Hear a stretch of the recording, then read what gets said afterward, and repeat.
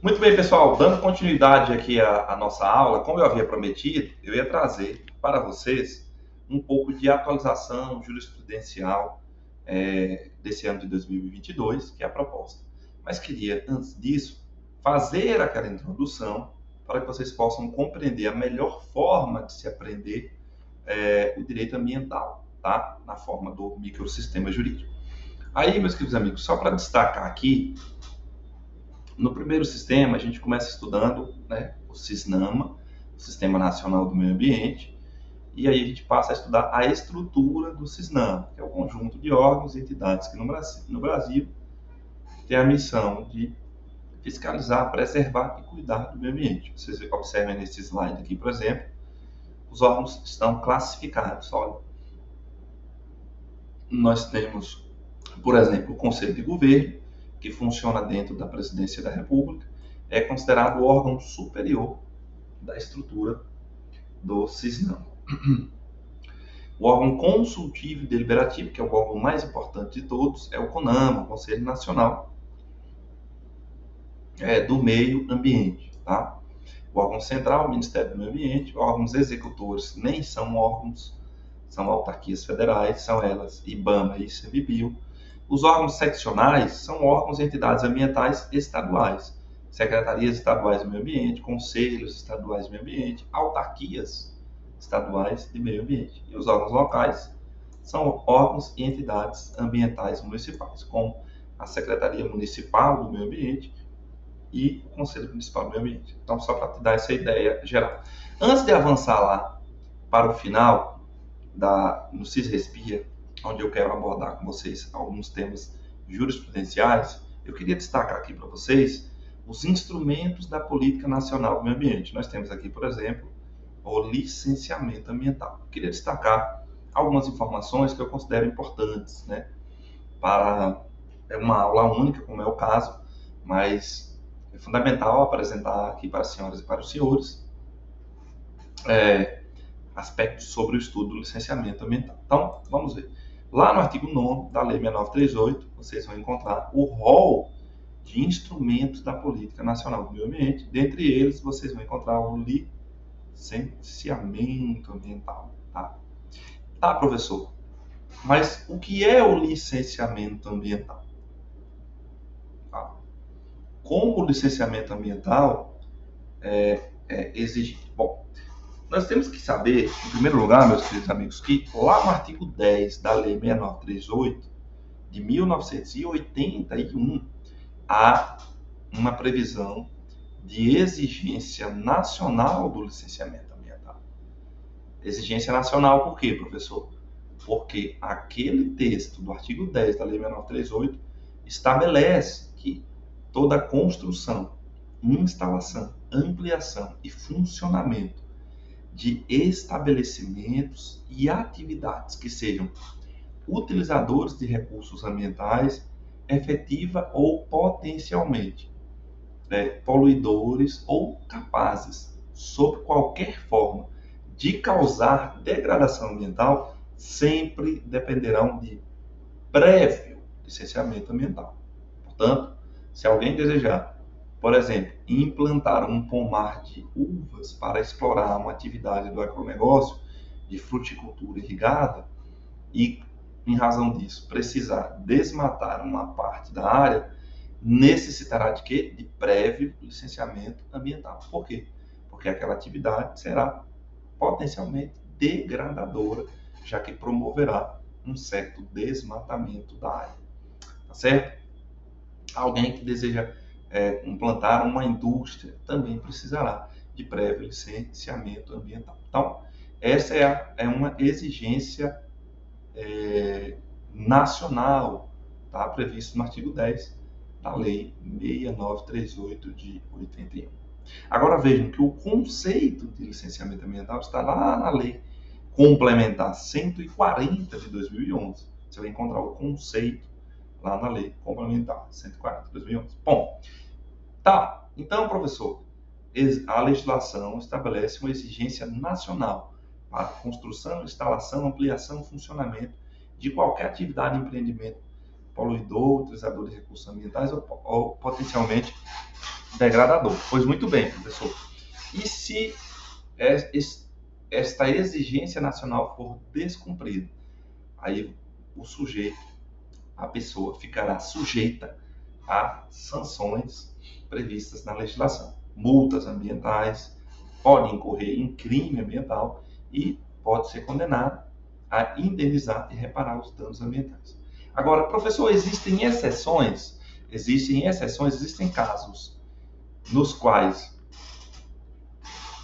uma certa atividade ou um certo empreendimento poderiam ser implementados sem prévio licenciamento ambiental, mesmo se tratando de atividades ou empreendimentos causadores de degradação ambiental, sim. A legislação federal contempla exceções, tá? Então, nós temos exceções aqui, previstas no Código Florestal, que não é código, lá no artigo 8º, parágrafo 3º. São duas exceções lá. Em caráter de casos envolvendo caráter de urgência, relacionados a obras de defesa civil em área urbana.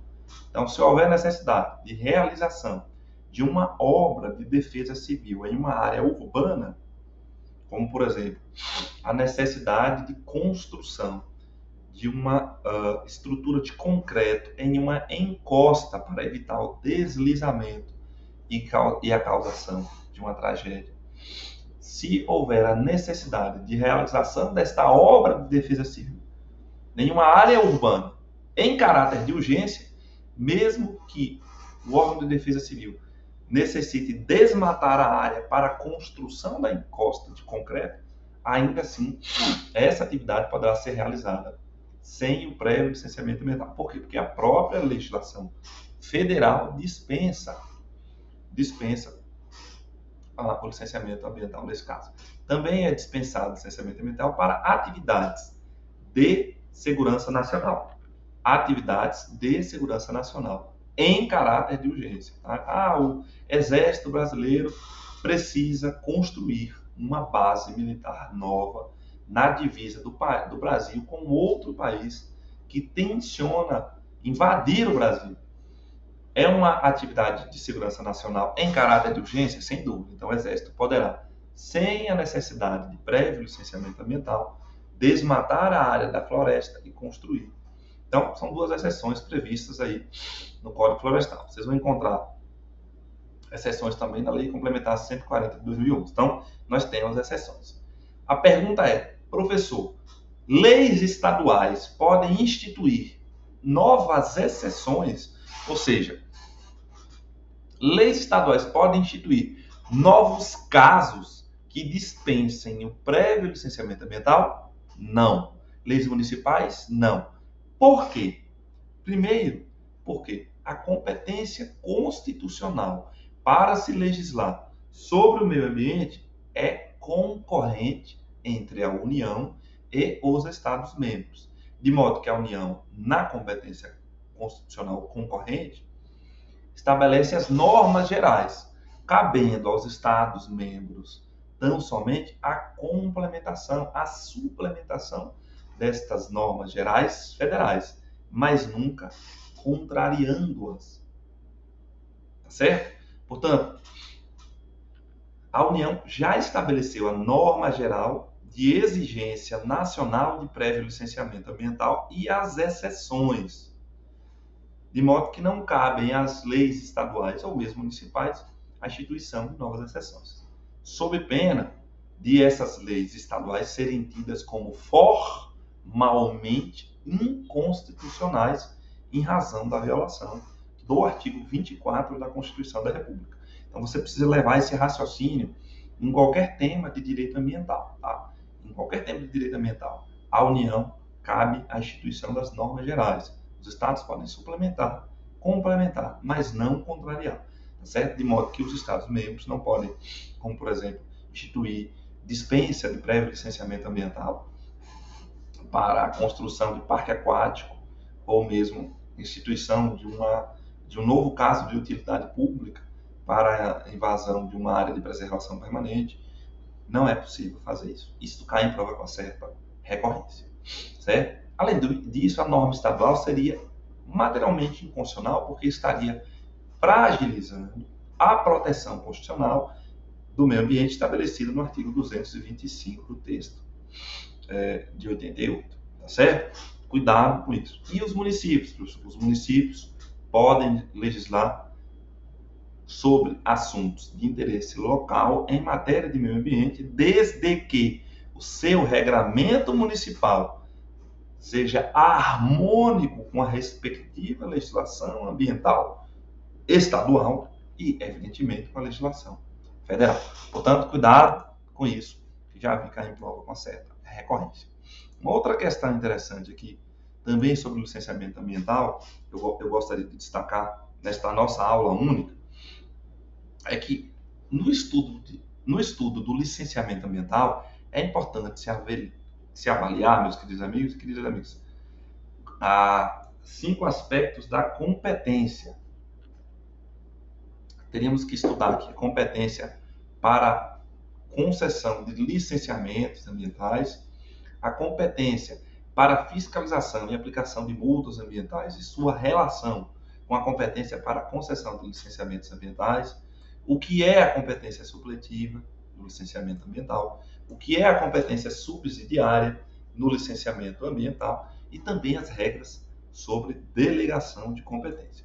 Então, eu vou trazer aqui para vocês, pelo menos, esses 2 aspectos da competência. Primeiro, a competência para o licenciamento ambiental. Professor, de quem é a competência para promover licenciamento ambiental no Brasil? É da União? É do Estado? É do município? Vamos ver. Veja, a Lei Complementar 140 de 2011 promoveu uma distribuição das competências ambientais entre as entidades da federação, tá certo? Foi a Lei Complementar 140, para acabar com o que ocorria com certa frequência, que era conflitos de atribuições entre as entidades federativas. Então, na prática, a Lei Complementar 140 promoveu uma distribuição, estabelecendo que atividades e empreendimentos serão licenciados e ou autorizados ambientalmente por um único ente federativo, certo? Logo, ou será competente a União para promover o licenciamento ambiental através do IBAMA, ou será competente o Estado membro, ou será competente o município, tá certo? De acordo com o que, professor? De acordo com os artigos 7º, 8º e 9º da Lei Complementar 140 de 2011. Então, por exemplo, quais são os casos de competência da União, professor? Ou seja, quando caberá à União, com exclusão de qualquer outra entidade da federação, a promoção do licenciamento ambiental. Aí vocês vão encontrar lá no artigo 7º, por exemplo, empreendimentos desenvolvidos no Brasil e em países limítrofes, empreendimentos desenvolvidos na zona econômica exclusiva, no mar territorial, na plataforma continental, empreendimentos desenvolvidos em terras indígenas ou de caráter militar ou envolvendo material radioativo. Então, é importante fazer o estudo do artigo 7º, tá? Aí, é importante ressaltar ainda que a Lei Complementar 140 de 2011, que foi aprovada com fundamento no artigo 23, parágrafo único da Constituição, para estabelecer aqui um federalismo cooperativo em matéria de direito ambiental, permite uma ampliação por decreto das competências da União, tá? Desde que aprovado por uma comissão tripartite nacional. E isto já ocorreu através do Decreto Federal 84437 de 2015, que traz novos casos que não estão previstos na Lei Complementar 140 de 2011, mas que também são válidos, cuja competência caberá à União. Competência para quê, professor? Para a promoção do licenciamento ambiental. Aí são casos envolvendo rodovias, ferrovias e hidrovias federais, envolvendo portos e envolvendo petróleo, bem como envolvendo energia elétrica, energia hidrelétrica, energia termoelétrica e energia eólica. Nesses casos, de acordo com o decreto, a competência para o licenciamento ambiental caberá à União através do IBAMA, e não ao Estado membro, e não ao município. Observação: energia eólica offshore. O que é energia eólica offshore, professor? É a energia eólica explorada no mar. São torres eólicas instaladas no mar. Aí sim caberá a União através do banco. No que se diz respeito à energia eólica, energia elétrica, eólica, no território brasileiro, no continente, aí caberá ao respectivo Estado-membro do licenciamento ambiental. Então, aí são os casos de competência da União. E dos municípios, professor, daqui a pouco eu falo dos estados. Dos municípios, em artigo 9º da Lei Complementar 140. Empreendimentos que gerem impacto ambiental local definido pelo Conselho Estadual do Meio Ambiente. Então, caberá aos municípios do respectivo estado da federação a promoção do licenciamento ambiental para atividades e empreendimentos que possam gerar impacto ambiental meramente local. Ah, mas o que é impacto ambiental meramente local, professor? De acordo com o que estiver estabelecido em resolução do Conselho Estadual do Meio Ambiente. Tá? Então, no caso da Bahia, nós temos uma resolução do CEPRAM, do Conselho Estadual do Meio Ambiente, classificando atividades e empreendimentos tidas como causadoras de mero impacto ambiental local. Ao estabelecer isso, a resolução CEPRAM autoriza que os municípios do estado da Bahia possam promover o licenciamento ambiental dessas atividades. Também é competência dos municípios a promoção do licenciamento ambiental em unidades de conservação da natureza municipais, quando o município institui uma unidade de conservação da natureza, um parque natural municipal, por exemplo. A atividade vai afetar esse parque natural municipal? Vai. Se ele não for do tipo APA, que é a área de preservação, área de proteção ambiental, aí caberá ao município. E ao Estado? Ao Estado, o artigo 8º, ou seja, é uma competência residual. Tudo que não estiver no artigo 7º e no artigo 9º, e nem no decreto 8437 de 2015, será de competência dos Estados-membros. Tá? Então, eu queria fazer esse adendo com relação à competência para conduzir os procedimentos de licenciamento ambiental, que agora você já sabe. Tá?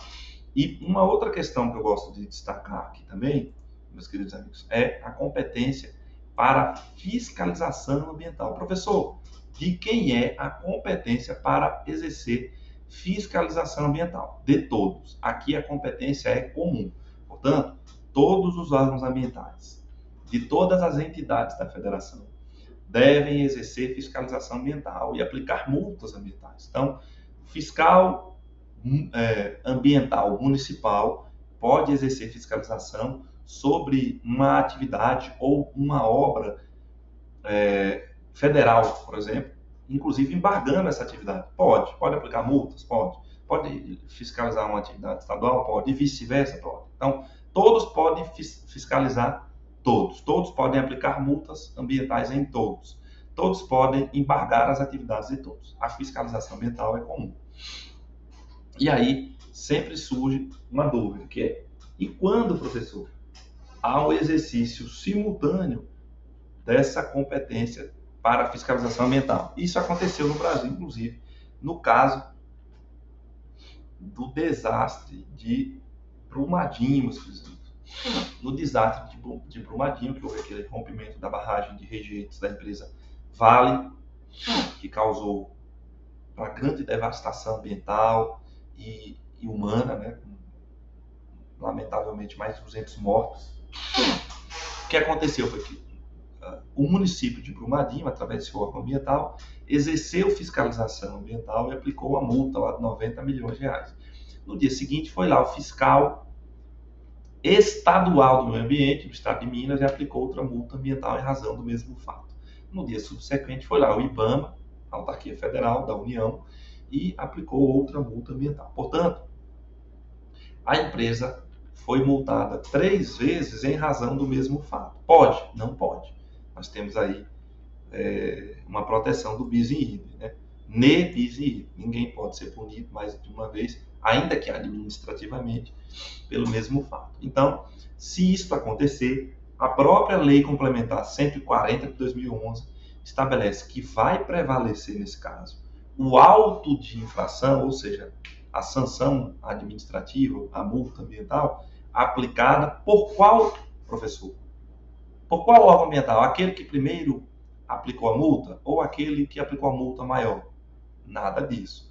Vai prevalecer o auto de infração que tiver sido lavrado pelo órgão ambiental da entidade da federação, que no caso também era competente para se promover o licenciamento ambiental daquela atividade. Tá certo? Então, lá no caso do Brumadinho, por exemplo, salvo melhor juízo, a competência para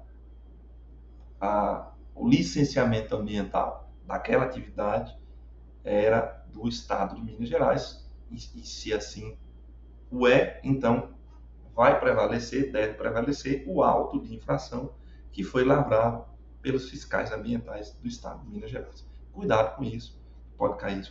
Agora, tá, professor, e lá no CIS-RESPIA, professor, e a atualização jurisprudencial? Bom, então vamos falar aqui rapidamente. Aqui no CIS-RESPIA a gente estuda os tipos de responsabilidades, processo civil ambiental, princípios ambientais. A tríplice responsabilidade a gente já viu, né? Quem causa dano ao meio ambiente está sujeito a sanções administrativas, como multas ambientais e penais, de acordo com a Lei 9.605. Pessoas físicas ou jurídicas, de direito público ou privado, não interessa. Bem como a obrigação de reparar o dano. É a tríplice responsabilização por dano ao meio ambiente: administrativa, criminal e civil. A responsabilidade administrativa por infração às normas do meio ambiente é subjetiva, ou seja, o órgão ambiental que lavra o auto de infração deve demonstrar que houve dolo ou pelo menos culpa do infrator para que ele possa ser responsabilizado. E aqui eu trago algumas regras sobre a responsabilidade administrativa que eu costumo abordar aí no curso completo. Vou deixar para vocês aí no slide, certo? A responsabilidade criminal por dano ao meio ambiente também é subjetiva, vocês já sabem, e é importante se estudar a parte geral da Lei 9.605, que, aliás, traz crimes dolosos e culposos. A Lei Federal 9.605 de 98 traz crimes ambientais dolosos e culposos. Tem gente que acha que não existe crime culposo. Existe crime culposo contra o meio ambiente. Além do mais, todos os crimes previstos na Lei 9.605 são crimes de ação penal pública incondicionada. E, por fim, a Lei 9.605 não traz todos os crimes ambientais, certo? Bom, aí tem regras específicas do SUSI, do artigo 77 do Código Penal, do SUSI processual, da Lei 90/99, lá no artigo 89, da transação penal, lá no artigo 76, tem critérios específicos para a fixação da pena base, atenuantes e agravantes específicas que devem ser estudadas aí. Agora, o que é importante para a gente aqui é saber sobre a jurisprudência envolvendo a responsabilidade civil por dano ao meio ambiente, que aqui é o case campeão de questões em provas de concurso. Então, é importante saber que a responsabilidade civil daquele sujeito que causar dano ao meio ambiente possui todas essas características aqui, características essas definidas pela jurisprudência do STJ, certo? Pela jurisprudência do STJ. Então vamos ver aqui. A responsabilidade civil por dano ao meio ambiente, ela é objetiva. Isso quer dizer que o sujeito pode ser condenado a reparar e indenizar os danos ao meio ambiente em sede de ação civil pública, independentemente da existência de dolo ou culpa. Isto está no artigo 14, parágrafo 1º da Lei 6938 de 81. Então, a responsabilidade civil por dano ao meio ambiente, objetiva. Além disso, ela é fundada na teoria do risco integral, de modo que, se a teoria é do risco integral, não se admite nenhum tipo de excludente de responsabilidade, nem mesmo o caso fortuito e a força maior.